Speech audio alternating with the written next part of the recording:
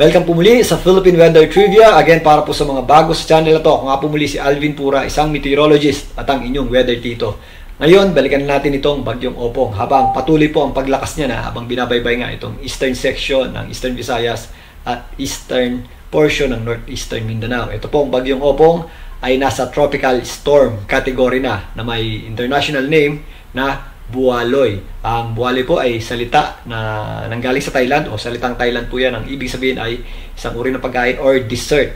Ito pong bagyong si Opong ay may taglay na lakas ng hanginan na umabot sa 85 km per hour malapit sa kanyang gitna at kung minsan may mga pagbugsong umabot sa 105 km per hour.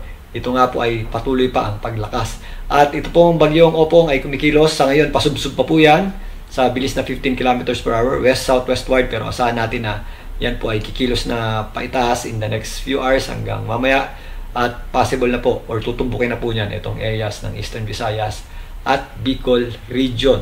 Ang bagyong Opong sa ngayon ay huling namata ng Pag-asa sa lying around 815 kilometers east ng northeastern Mindanao. Nasa dagat pa po yan.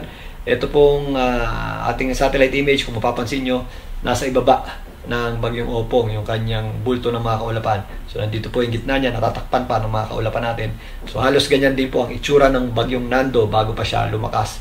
Dahil nga nagkakaroon pa po yan ng sheared or nagkakaroon pa po yan ng shearing or dahil po doon sa ating high pressure area na tumatama sa itaas na bahagi ng bagyong Opong, kaya nagiging sheared pa yung kanyang mga kaulapan.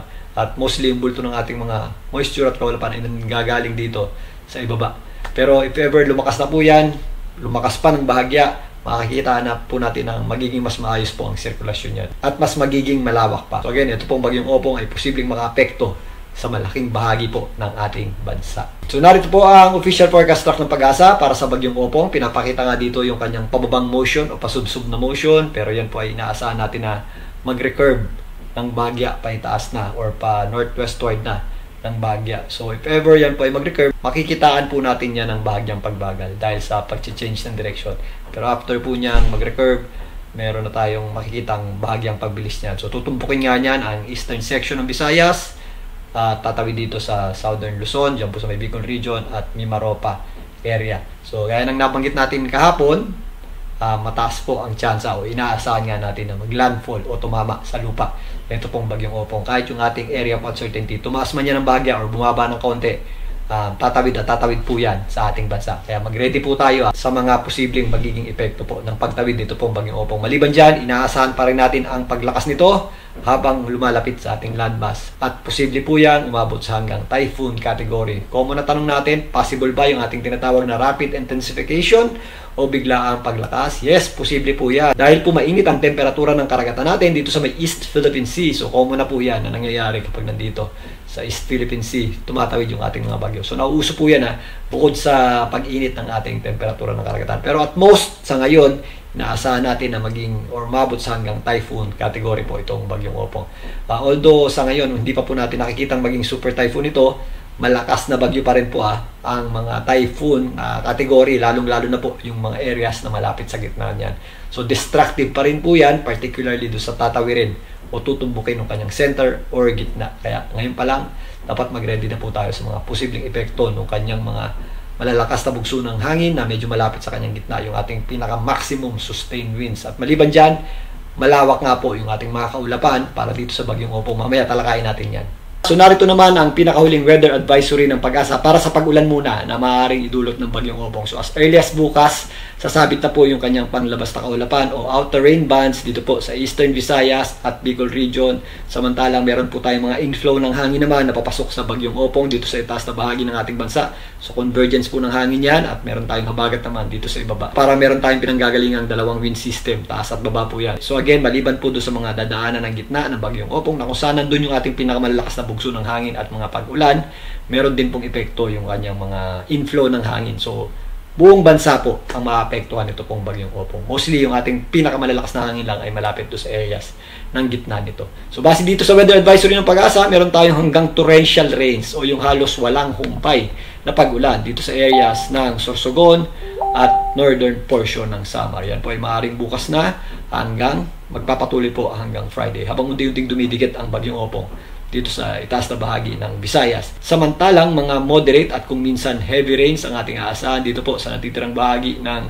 Eastern Visayas, yan po ang Samar at Eastern Samar, maging dito sa Masbate, ang malaking bahagi ng Bicol Region, kasama po dyan ang Camarines Norte, Camarines Sur, Albay at Catanduanes. Yung ating mga areas naman na may kulay dilaw, yung po moderate at kung minsan heavy rains, nag-extend pa yan hanggang Isabela, Aurora, Quezon, kasama po dyan ang Laguna, at malaking bahagi nga ng Rizal, Batangas, kasama na rin po dyan ang Occidental Mindoro at Oriental Mindoro o malaking bahagi ng Mimaropa, Western Visayas at ito pong area ng Leyte. So again, yung mga areas po na walang kulay, maula pa rin po ang panahon natin dyan at possible din po yung mga scattered at kalat-kalat na pagulan. Maging dito sa areas ng Central Luzon, yan po ay sa darating na bukas hanggang magpapatuloy po yan hanggang sa Friday.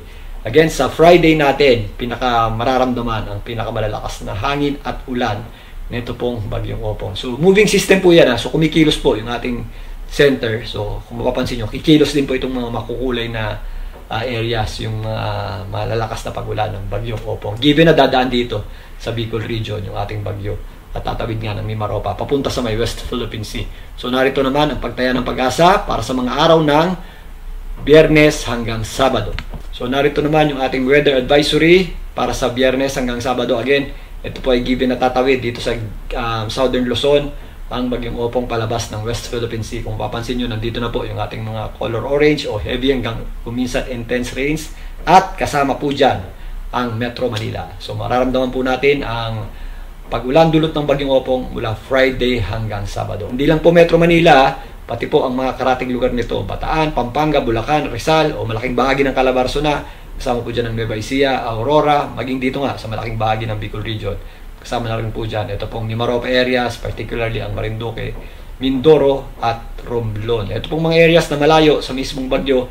Meron tayong inflow ng hangin dyan o yung ating habagat, magpapaulan po sa may Palawan, Western Visayas at itong natitirang bahagi ng Eastern Visayas. Kasama na po dyan ang Central Visayas. Although walang kulay dito, scattered rains pa rin ang pwede nating maranasan dyan. Ganun din po ang natitirang bahagi ng Central Luzon. Again, gaya ng nabanggit natin kanina, dito sa itaas na bahagi ng ating bansa, inflow naman ang ating hangin yan mula sa northeast na magkakaroon tayo ng convergence. So, possible pa rin yung ating mga pagulan sa Cagayan, Isabela at Quirino, dulot nga ng papasok na hangin. Again, ito po ay sa darating na Biyernes hanggang Sabado. Sa ngayon, nakataas ng Tropical Cyclone Wind Signals number 1 ang pag-asa dito po sa Eastern Visayas. At mas madadagdagan pa po yan habang lumalapit ang bagyong Opong. Kaya sa mga nagtatanong, magkakaroon ba ng tropical cyclone wind signals ang Manila? Yes! Lalong-lalo na po sa current na track nito pong bagyong Opong. So, posible tayong magkaroon ng tropical cyclone wind signals dito po sa Metro Manila at mga karating lugar nito, gaya po ng Calabarzon at ilang bahagi ng Central Luzon. Maaring bukas na po yan. Again, ito pong mga tropical cyclone wind signals natin ay may tinatawag na lead time. Kaya, nagtaas na po ngayon ang Eastern Visayas dahil dyan po pinakamalapit ang bagyong Opong for now. So, yan po ay at least 36 hours. So, madadagdagan pa po ito. Habang lumalapit yung bagyong Opong, mas tataas pa po ang mga tropical cyclone wind signals dito sa mga areas na to at mas madadagdagan pa po yung mga lugar. So, sa ngayon, ayon sa pag-asa, hanggang signal number 4 yung ating posibleng itaas dahil nga nasa typhoon category yung ating pinakamataas na maaaring maiabot ng bagyong Opong. Pero again, hindi natin inalis ang possibility ng rapid intensification dahil uso po yan ngayon. May possibility pa pong lumakas ito pong bagyong Opong in the next few days. Kaya babantayan po natin yan. Ito naman po yung ating preview ng darating na Biyernes hanggang Sabado kung saan magla-landfall o tatama nga o tatawid ng ating bansa ito pong bagyong Opong. So again, ito po ay magsisimulang maramdaman Eastern Visayas, patawid ng Bicol Region at hanggang lumabas ng West Philippine Sea. So again, although ito yung ating inaasahang track niyan, meron tayong hangin naman dito sa itaas na bahagi ng Opong na kung saan magpapaulan dito sa mga areas na nasa itaas nito. Kasama po dyan ang Metro Manila, Calabarzon, Central Luzon at nag-extend pa yan hanggang dito sa Cagayan, Isabela at Aurora dahil nga doon sa ating inflow ng hangin. Maliban dyan, meron din tayong habagat o southwest monsoon dito naman sa ibaba. Mag-extend po yan hanggang dyan sa Palawan, Western Visayas, kasama po dyan ang ilang bahagi rin ng Zamboanga Peninsula. At dahil nga nasa gitna pala ang ating track sa bagyong Opong, halos malaking bahagi ng ating bansa ay makakaramdam po ng epekto nito kasabay nga ng pagtawid nito sa ating bansa. So ngayon pa lang, habang nasa dagat pa at mahina pa o kukunti pa ang epekto nito, mag-ready na po tayo sa mga possible effects ng kanyang mga pagulan at baliban dyan, yung kanyang malalakas na bugso ng hangin dahil lumalakas pa nga po ito po ang bagyong Opong. Particularly do sa mga areas na nasa gitna nito or center nito dahil nga nandun yung ating mga maximum sustained winds at yung ating mga gustiness na dulot ng bagyong Opong. So yan muna ang pagtalakay natin dito sa bagyong Opong na patuloy po ang paglakas. Kaya again, mag-ready po tayo ha. Lalong-lalo na, lumalapit na po yan sa ating landmass or kalupaan. So bukas, mas mararamdaman na po yan dito sa eastern section ng ating bansa. Again, makinig po sa inyong local LGU. If ever may evacuation plan sa inyong area, particularly dito sa mga dadaanan ng center, nito pong bagyong Opong, at makinig din po sa inyong local LGU nga at DRRMO. Galing din mag-check ng heavy rainfall warning advisory ng Pag-asa para sa real time na dami ng ulan sa inyong lugar. Muli ako po ang inyong weather tito para sa Philippine Weather Trivia. Magandang tanghali po.